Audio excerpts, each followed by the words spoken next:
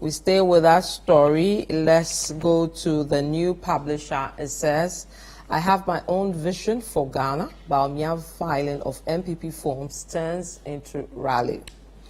ABC News says, I have my own vision for Ghana. Bawumia makes bold statement. We go to City Newsroom. It says, Eric Sechi Nketia withdraws from NPP flag bearer race. And we'll stay with City Newsroom because it has other angles to this story. It says, massive crowd flocks to MPP head office as Ken Ejapon submits nomination forms. And finally, on that story, MPP primaries, Kwabena Ejapon submits presidential nomination forms. So those are the stories around the MPP flag bearership race. Let's go to another story. It just happened today and is still developing, to do with some robbers attacking a Bullion van this afternoon, leading to the death of a policeman. We'll go to City Newsroom. Let's see how they reported that story. It says, policeman killed in Bullion van robbery at Ablekuma. MyJoyOnline.com says, policeman killed in Bullion van attack at Ablekuma. Police pursue robbers. And then graphic.com.gh says, Ablekuma, police officer fatally shot in daylight robbery attack on Bullion van. So a very sad story coming in. Let's move away from that. Let's go to the president. He's been making some comments, and let's see the reactions around that comment to do with the rating agencies. The Chronicle says rating agencies have been reckless in shutting Ghana out of the capital market. Akufo-Addo speaking there. The anchor says reckless behavior of rating agencies cost Ghana. Akufo-Addo. City Newsroom says reckless behavior of rating agencies worsened Ghana's economic woes. Akufo-Addo. And then finally on City Newsroom, minority slums, Akufo-Addo over attack on rating agencies. So that's to do with the rating agencies. We move away from that, and another big story has been running for about 3 weeks now, to do with taxes on sanitary pads. Of course, the women were not happy with the increasing cost of sanitary pads, but let's see how the various media outlets are reporting that story. Business analyst says reducing cost of sanitary pads. AGI urges government to remove taxes on imported raw materials. We go to City Newsroom. Don't scrap taxes on sanitary pads. AGI cautions government. City Newsroom again. CSOs besiege Parliament to demand taxes on sanitary pads scrapped. And also City Newsroom, imposing taxes on sanitary pads was a cardinal sin, as the Speaker of Parliament, Alban Bagbin, of course, in support for calls for those taxes to be scrapped. We move away from that. We go to the Office of the Special Prosecutor due to developments over there. And of course, Mr. Jashi Kwesen, the MP whose name has been struck out of Parliament and matters arising legally. Daily Graphic says Charles Bisu arrested, granted bail. Ghanaian Times says court grants Jashi Kwesen green light to campaign.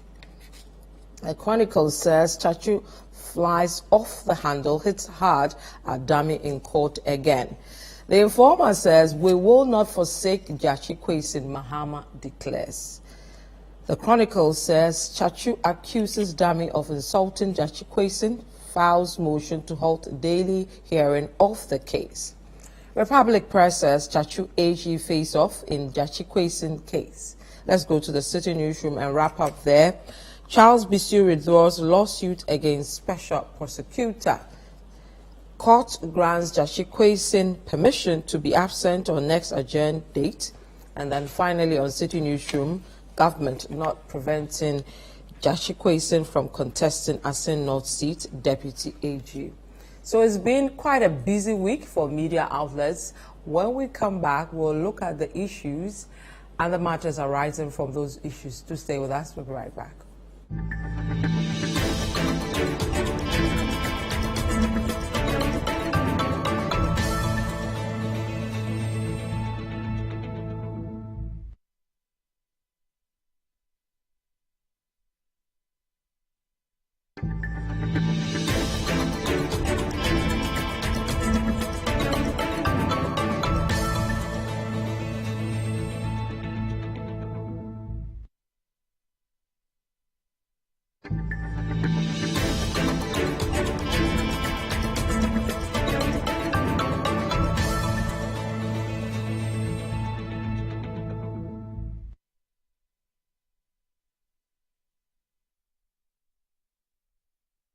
So you're welcome back to What the Papers Are Saying. Thank you very much for joining us. Let me introduce my guests for tonight. I have Samuel Atamensa. He's here with us at City FM and City TV, joining us tonight for What the Papers Are Saying. Welcome.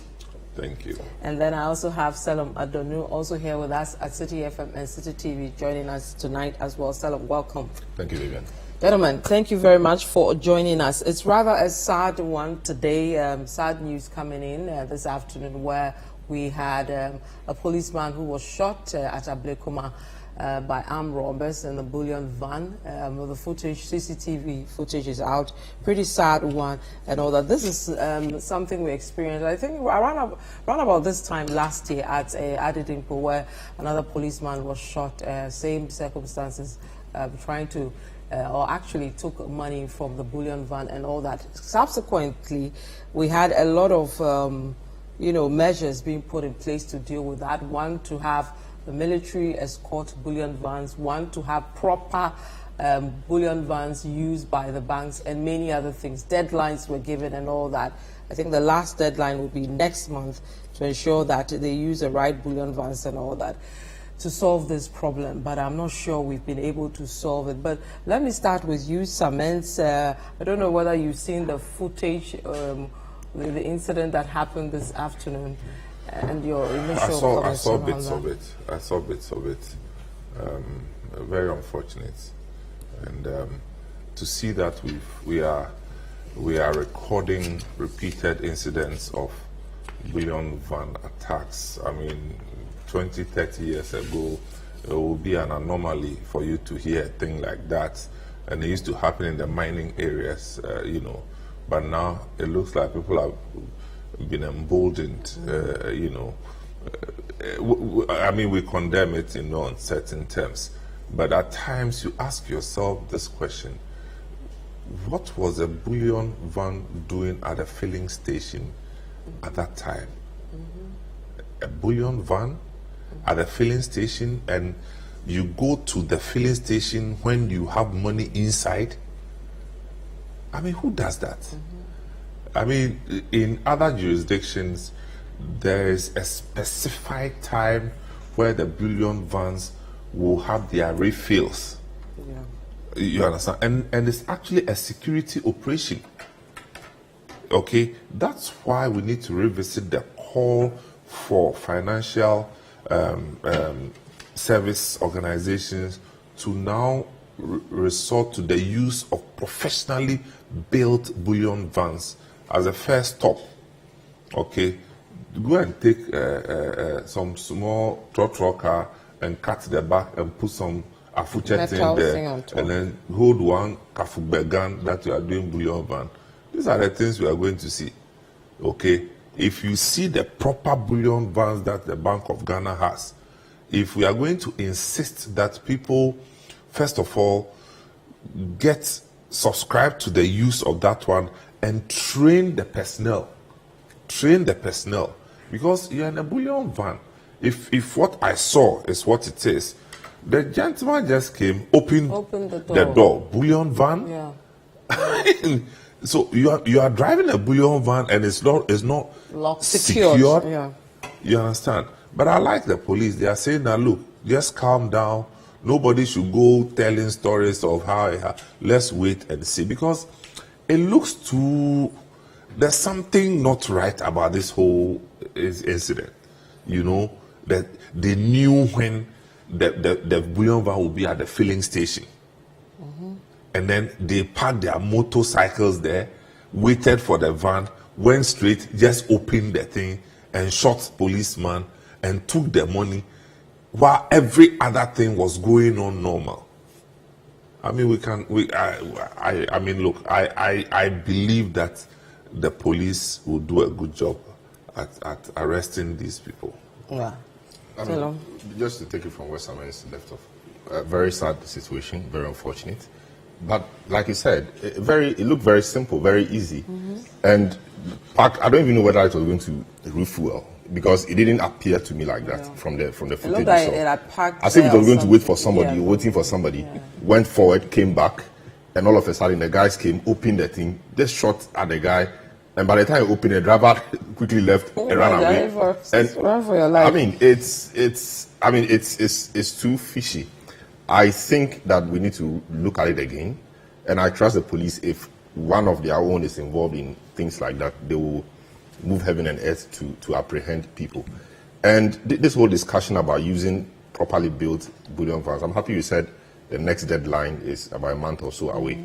This will give that move some momentum or impetus, so we don't lose young police officers in similar situations. The other one, I think in June 2021. Yeah.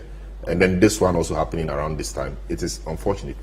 But the ease and the ease with which the guys shot, I mean, as if killing was so easy. Just open the door and shot the guy so easily. After that, ran away, another person came here. I mean, it's too simple, and it's Bullion van at the filling station at that time, and it didn't appear like they were going to refuel. I think they were going to wait for somebody. Went forward, came back. Now the guys quickly came. It was too easy, an operation in my view. And I think that the police and other people who matter in this situation should try and get to the bottom of this. It's not the best. Losing our young police officers in situations like this, very bad. And the sophistication and the boldness with which these young guys, carry out these attacks, it leaves me a bit scared, because, I mean, there's no fear in killing your fellow human being. You just do it so easily. You jump onto your motorbike and then you move. I think the police and the security agencies must, sit up and ensure that when elements like this are caught, they are dealt with properly, so they serve as deterrent to the rest of the people. It's such a sad But aren't we doing a poor job in finding solutions to the problem? The deadline to deal with the type of cars to use and all that is just about a week or so away. Sorry again.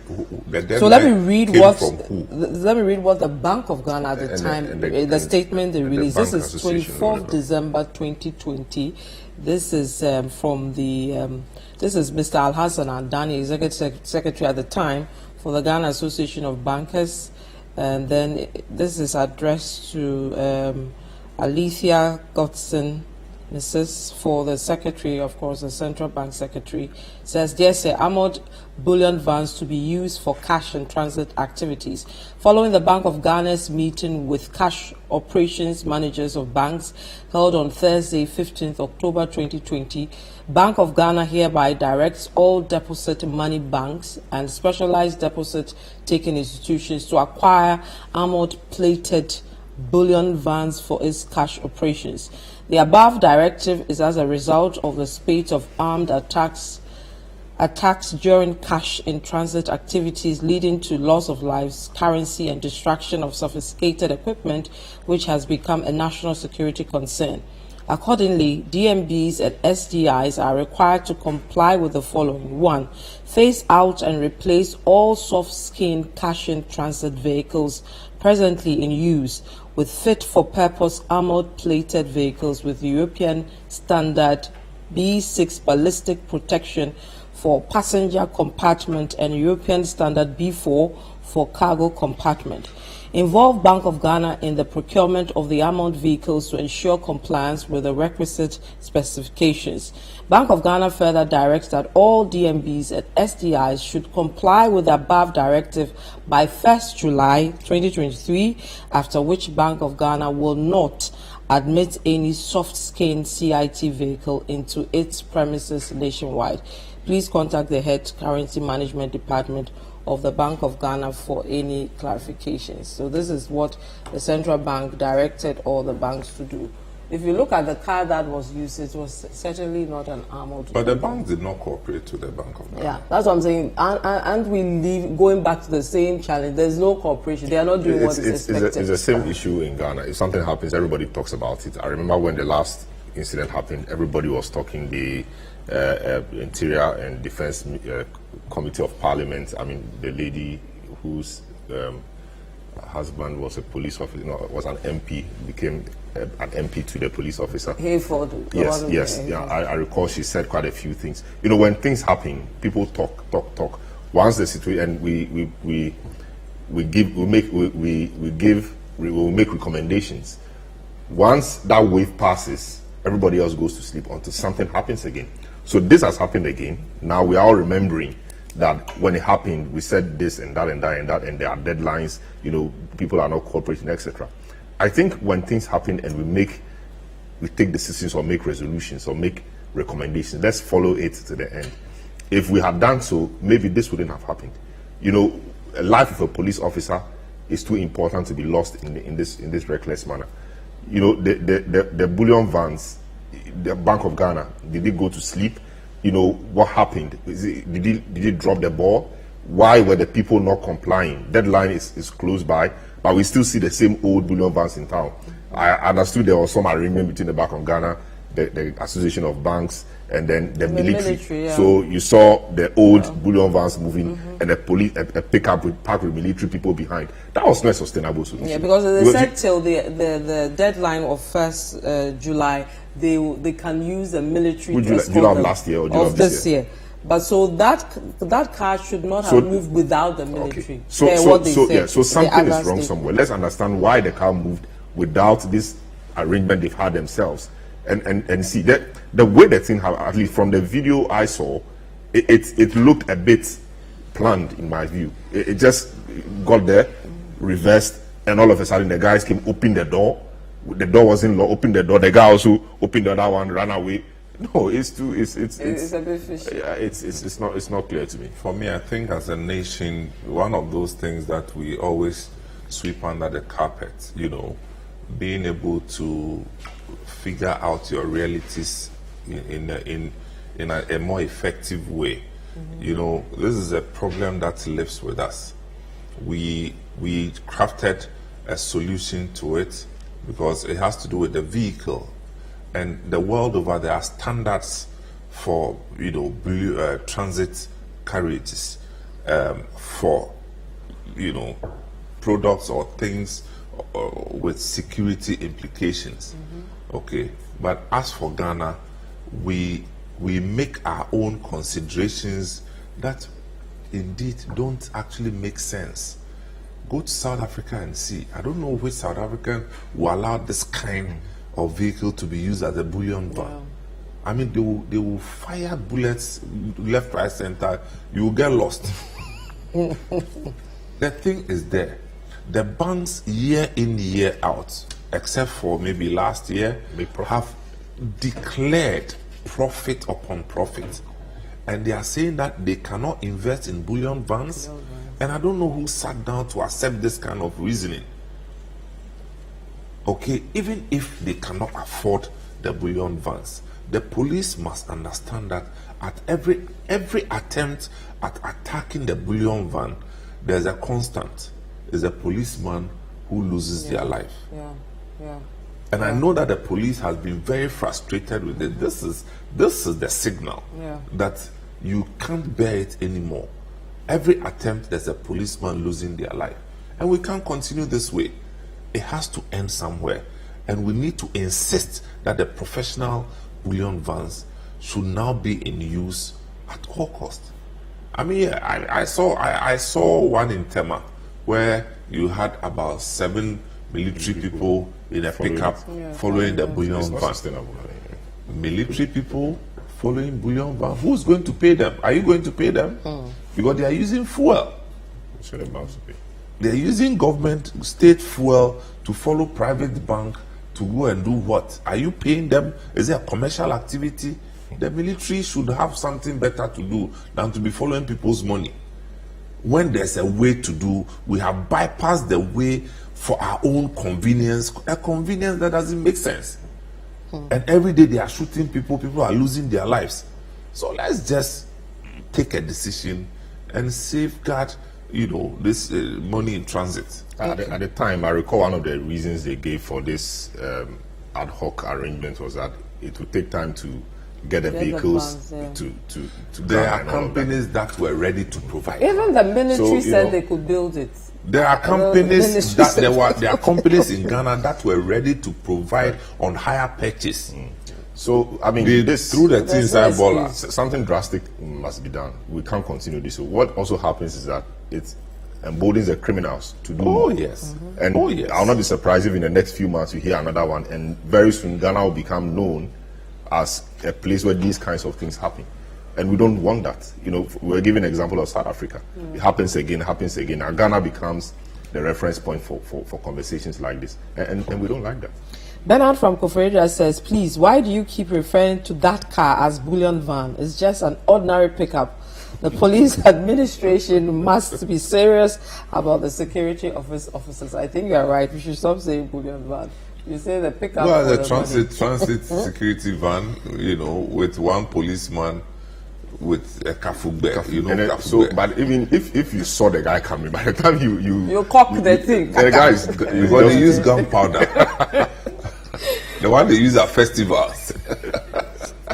You can join the conversation. You can send us a message or a question or a comment. The number is 020-444-7033.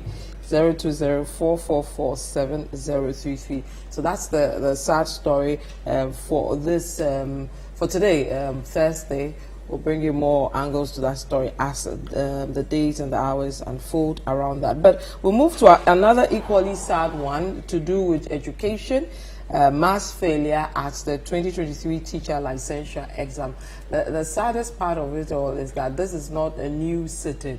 It's resits failing and failing and failing again. So we're told 6,481 failed the teacher licensure exams, and most of these people who failed were coming from the University of Cape Coast as well as the University of Education, Winneba. So the question is, what are they being taught there that they are struggling to? They are university people. Yes, they are, you went to the University of... Yes. But aside from that, No, but anyway, it's Trinity logical. College- It's logical. Yeah.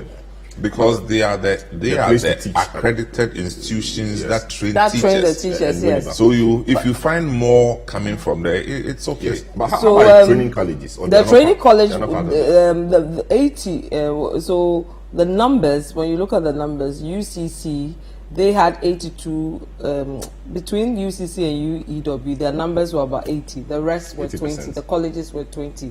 And when you look at the figures further, the colleges, Did better. they had less people who failed. So most see. of the failures are coming from the two universities. Of course, their numbers were more, but the colleges did better. I see. That's interesting. I mean, I mean, teaching is a very, very important thing. I don't think that teaching should be a dumping ground for persons who fail at other things, you know.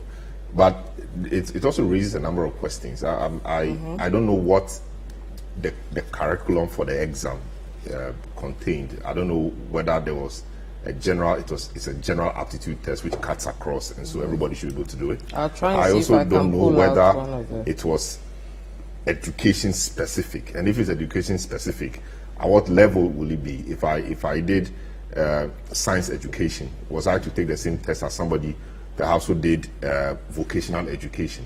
You know, I don't know those We're details, told it's but- around literacy and Okay. simple maths. And So, all so that. if not- that is yeah. it, then that's fine. Then that's maybe general aptitude Yeah. test. And at that level, you should be able to pass things like this. And so it's unfortunate that it's happening that way. And we have people who have sat the exam multiple times still not making it. It simply means that there's something wrong somewhere. And what I know is if a lot of students fail an exam, two things: either the instruction or the teaching part of it has a problem, or the student has a problem. So I think we need to investigate it properly and see where the problem is and address it. If it's the students, they must sit up. The social media generation, always on Snapchat, Instagram, etc. You know, not helping. I mean, we need to sit up and study. But I don't think that the teaching or the instructional part of it could be totally absorbed from it. There should be something that they should also do. Because when you teach a lot of people that way, and just 1,000 out of 7,000 people pass, that is a huge indictment on the teacher and the schools where these people are coming from. So I think we need to take it seriously. But by all means, teaching should not be a dumping ground for people who are not serious. So if they are not cut out for it, maybe they should find something else to do. Because they teach children, and children, if at some level they even think their teachers are more intelligent than their parents. So if their teachers tell them something, you the parent are trying to correct it, they won't even understand or they won't agree because their teacher is a teacher. And so they have such a huge influence on the children that we cannot afford to leave that space for persons who are not serious. And so we need to investigate it properly. I hope the NTC, whose mandate it is to ensure standards, etc., is able to drill down, and this is not the first time, to tell us why it is so that we take drastic efforts, we make drastic efforts and see if we can salvage a situation. It's surely not a good thing. It is really bad. Okay. Well, you know, the whole essence of the licensure is for me to provide a certain kind of frontier which will safeguard the integrity of the teaching profession. And so it's something that has to be, we have to be more deliberate in growing, you know, the structure of this licensure examination. I think it's in early days yet. This is the second, third time, or Within 9 years. It's only the fourth. okay, well, Yeah. it hasn't been around For a long time. for a fourth long or fifth. time. It's in its fifth And year. you know, for you talked about the issue of curriculum, whether there's a specific curriculum for them, whether there's a preparation period for them, or you know, because I don't know what happens when somebody fails. You know, it's not like it's a license to practice. It's a license you need to now start practicing. So these are graduates who are now going into the profession. We For are not. this one. It's not exhaustive at all, because you see, the fact that the person fails does not forbid the person from being a teacher, and that's the reality that we are faced with. At best, you can prevent him from teaching in public schools. Okay. Okay, I get your point. They can You go understand? around it and still go and teach. But let's quickly move to the medical field. You fail medical school exams, you can go and do private practice. Where? No. So we have to review this thing and keep growing it. You understand? We need to do that because it's very important for a country like ours. Because it was 60%, or how many people? 6,000 people. 6,000 failed, over 80% failed, yeah. And so what, they should go and sit at home? I'm not sure that they are going to sit at home. If you move them from the public schools, they are in the next private school. And for all you know, they don't even see the essence of the exams. And that's why they are not paying attention to it. You understand? Because I don't see somebody who has gone through 4 years in Cape Verde with a teaching certificate becomes the one who fails more frequently. There's something, that doesn't sit well with me with this thing. There's something. We need to look at it as a failure, a systemic failure, and deal with it as such. It's not like they fail, so they are the ones who are at fault. No, I'm not sure. It goes beyond that. The other time I watched the gentleman who, I don't know, was it? No, not Edward. There's a gentleman from Is it Christian? the general secretary. I don't know. I saw him on TV breaking the thing down, and I said, but he himself, he has questions to answer. Because he's throwing the tenses and the grammar all over the place.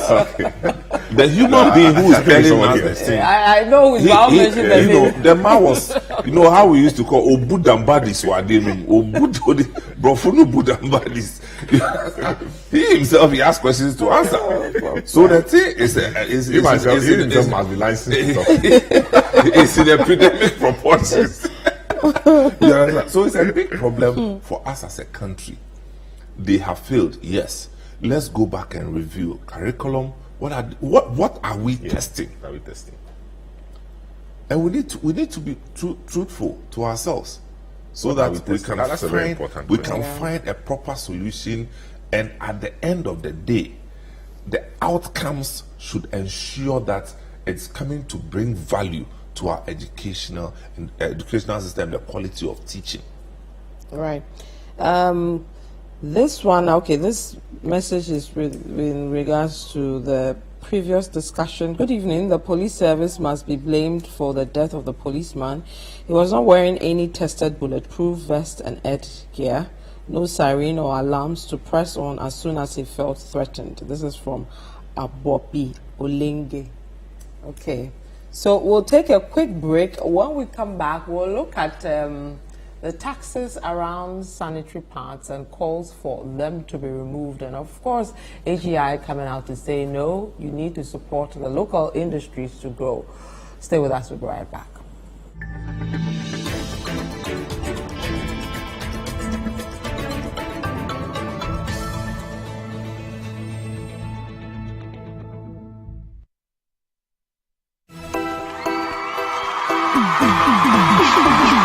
They transported us to another world with their first thrilling R&B live performances last week.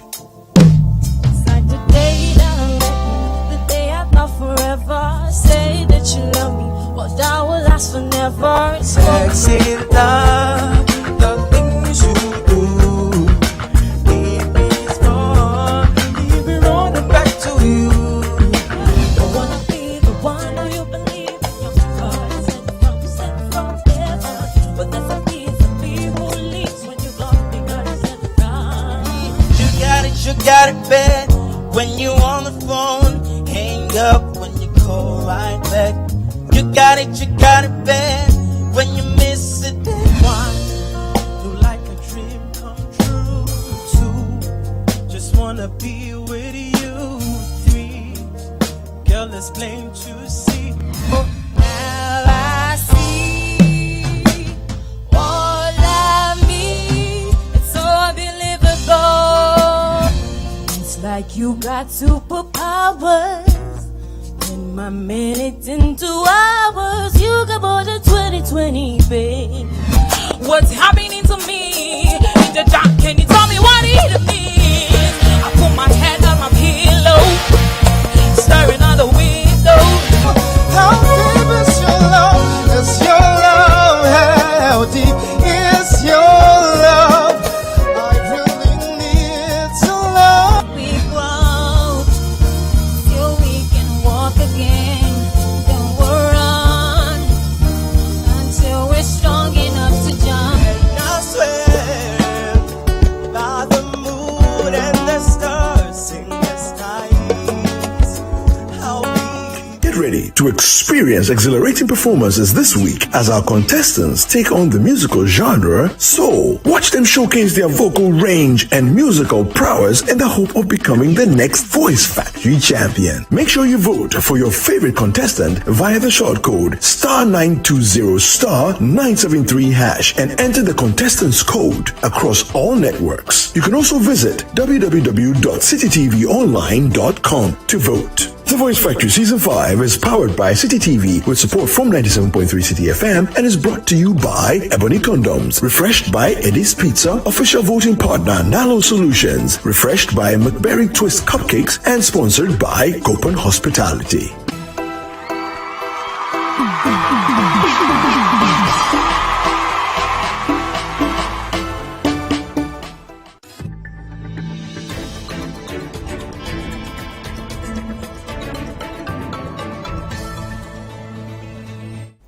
So you're welcome back to what the papers are saying. My name is Vivian Kai Loko. I'm here with Samuel Atamens as well as Selam Adunu. We're looking at the big stories for the week.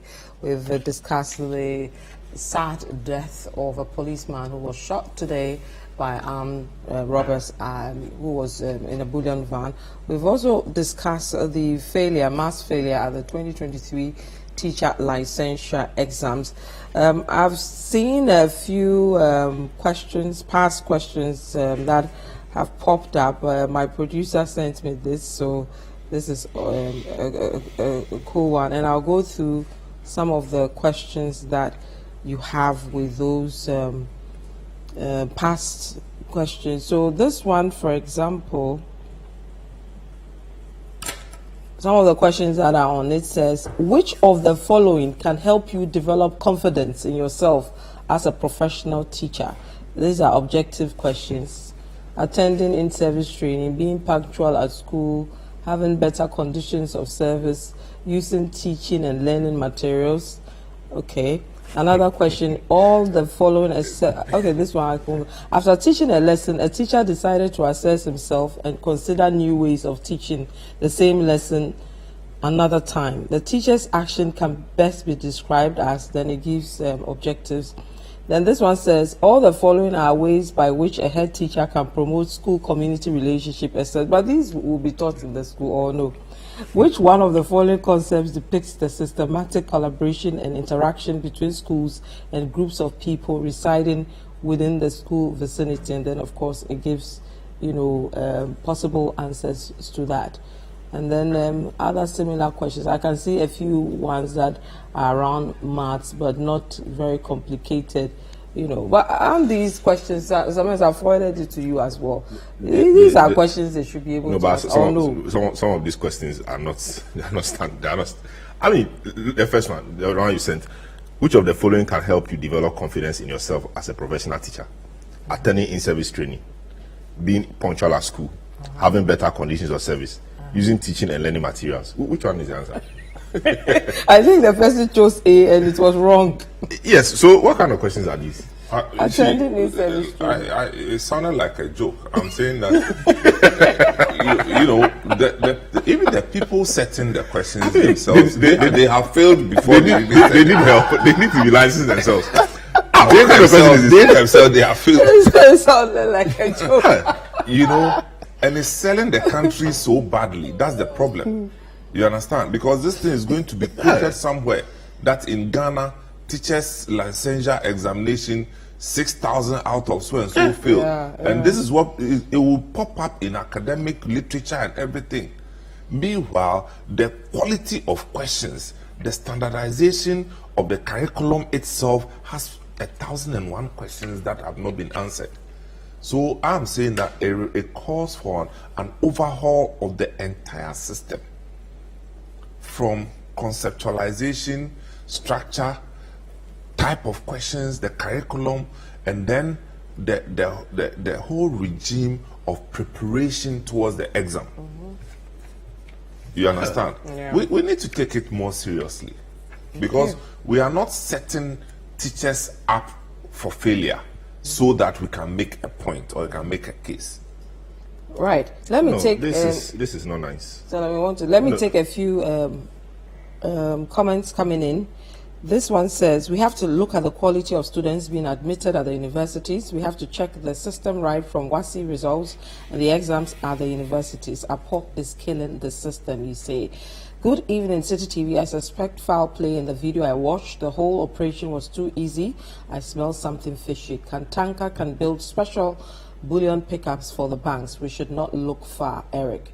This one says the government needs to wake up concerning education in Ghana. Everything is in shambles. In Ghana, we joke with education and health, which are critical areas of the country. This is Bright from Ashiaman.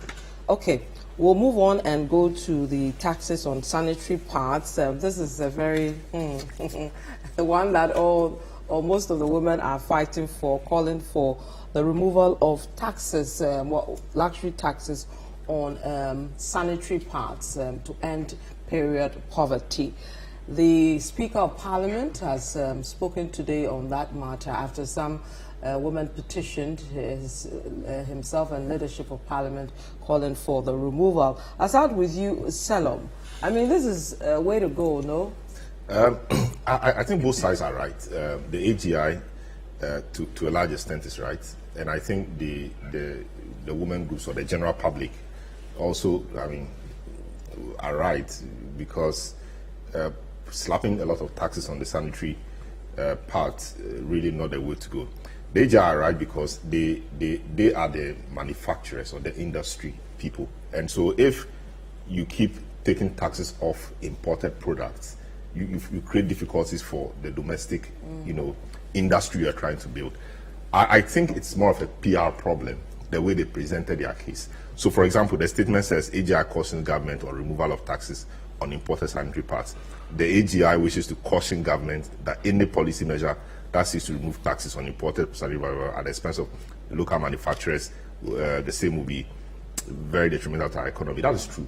And they go ahead to say, much as the waiver of duties on imported sanitary products for our young girls, this will only end up. And so they make the point that they need some waivers on the raw materials for the manufacture or the manufacturing of sanitary. So they want exemption from yes. VAT and import. I thought that should be that should be what they should have led with. Yeah. Because when you do it this way, you set the system against yourself, or and the women groups are many, and they are important. And this is a very critical thing because the parts have become very expensive. You know, the last time I heard of it, it was 5 cedis. So you mean the last time I went to buy for my mom? No, and then recently it's 20 cedis. Yeah, and that's the cheapest you get. And if you are a parent and you have 2-3 teenagers at home, every month paying that amount of money to buy this, you know, it's a lot of work. So I thought the AGR rather should have had as their lead calling on government to remove taxes from the raw materials used in the manufacturing of the parts, rather than saying that removing the taxes on the sanitary parts will be detrimental to the economy, blah blah blah. That is true, but it is not everything that is true that you say at every time. So I think they could have put their case better, and that would have changed the discussion. Would have all joined in calling on government to remove those taxes, and I think the result would have been the same. When you remove the taxes on this, the effect on the local industry, would have been different. It would have been helped. Once maybe the taxes are left on this other one. The other point too is, what is the capacity of the local industry? If you are to incentivize them, how long will it take them to supply the whole market and all of that? So I think these are considerations we should be having. But 30% or more taxes on sanitary parts, that is huge. And I understand the category, how it's categorized. The categorization is such that sanitary parts are seen as luxury products. Yeah. And who did that classification? Sanitary products, luxury products, what do they want us to use?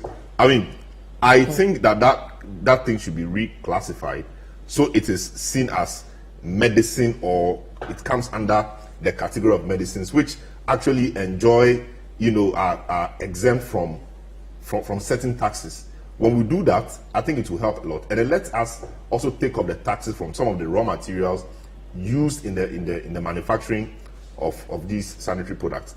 I think AGI is looking at it long term, but the approach they adopted is wrong. The civil society organizations, the women groups, and the general public are also right in how they are seeing it, because elsewhere you may have these things for free. If you need them, you may have them for free. We should not seek to make money at all costs on this as a government or as a state.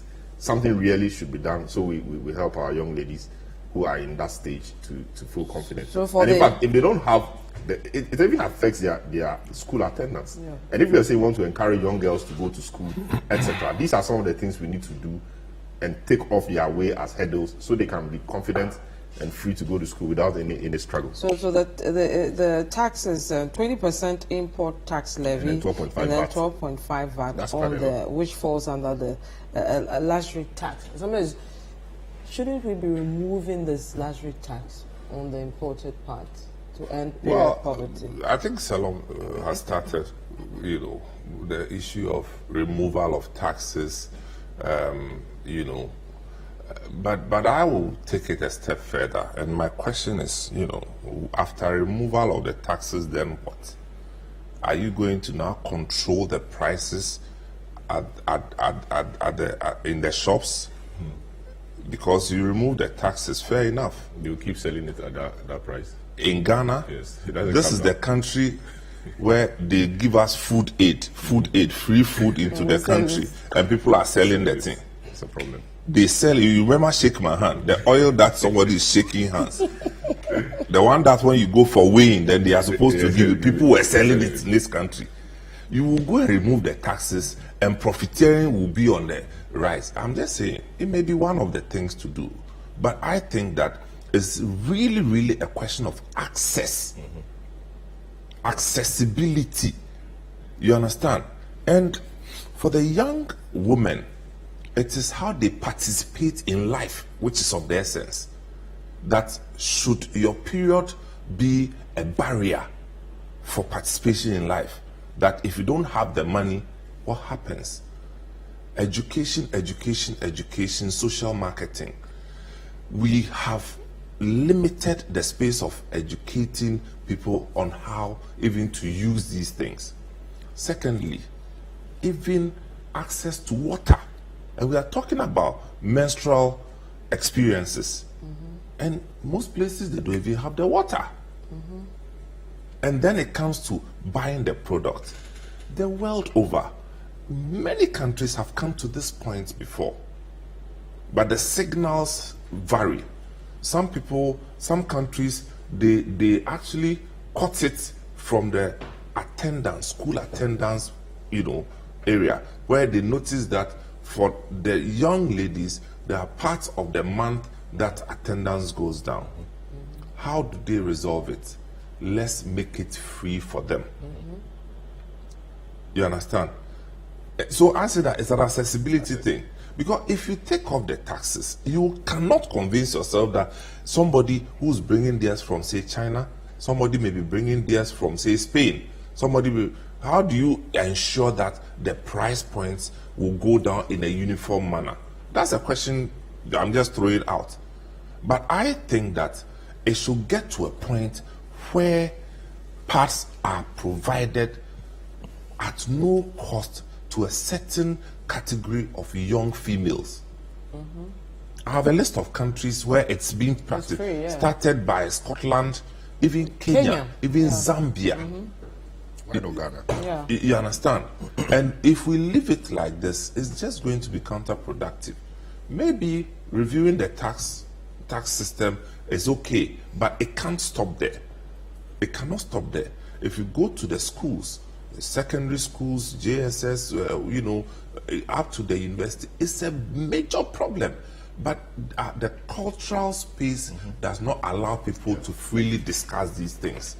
But it is a major problem. So the advocates should move beyond asking for the tax reduction and go to the space of asking that it should be provided free of charge. It's one of the things they are asking It should be for. provided in schools, that when you go to the toilets, it should be there. When you are going to the school, they should give it to you for free. You understand? Because if we mismanage it, it has sanitary implications. It has sanitary, even the disposal. People, that's why I talked about education. You understand? So as for me, I am saying that they should make it available for the young girls. Secondly, they should participate in the expansion of the local production industry. They should participate in the local, and if we push more into this country, it will make the imported ones unattractive. Yeah.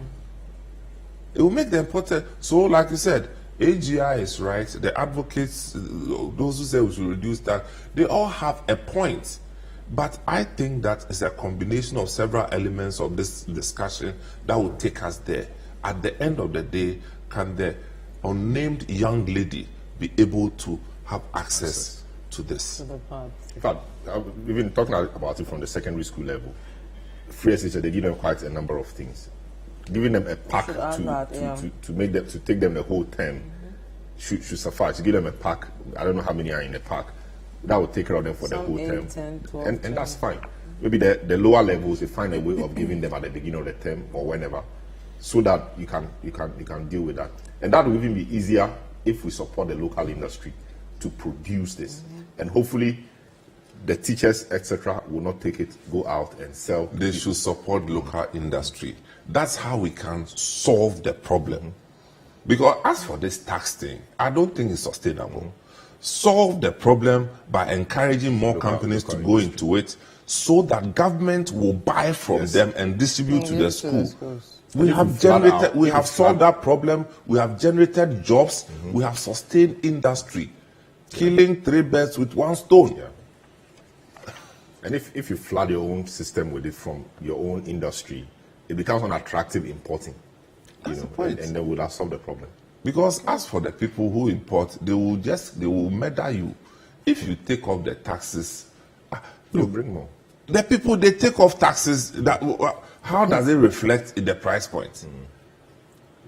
They will still be saying, they'll tell that, oh, we are quality, we free China, we free, or the big book home, what they are opening. This one says, Vivian, hashtag what the papers are saying, AGI's argument against the removal of taxes on sanitary parts is flawed and baseless. What is the production capacity of the local industries, and how many industries do we even have, and can they produce enough to meet the demand? This says, removal of taxes on sanitary parts is long overdue. How on earth can we ensure menstrual hygiene if the poor cannot afford it? Parts must even be provided free for some section of the female population who cannot afford it. Okay, guys, we have 4 minutes to go. I don't know whether I should take your quick comments on the OSP and BSU hide and seek, or the Jachikwesin now getting the go-ahead to campaign and not necessarily go to court every time. So you have 1 minute, 1 minute. Well, Charles Bissiu, I think the merry-go-round was quite unnecessary. It's not everything you want to fight in court. I mean, the guy's invited, you go, he will talk to you and finish and do whatever you do. Going round. In the end, you've gone back. So what's the point? There are sometimes, it's not everything you fight, you adopt a legalistic approach to, So that's why I don't argue with police people. I don't argue every time with police. Yeah. Listen to them. If you're sorry, say sorry and move on. Because that's his work. He will waste your time. Yeah. But he'll tell you to meet him at the police station. He doesn't care. You have to follow him. So beg them or talk to them. They will listen. The man has invited you. Why were you somewhere? Go and you've gone. Have you, as an MT? Say I had an emergency. Oh. And me, I don't have anything to say. But I only have 2 songs. We'll use your song to wrap up. The account one says that Ube ko Abasa, and then the guy one say Oya Kole Obaya.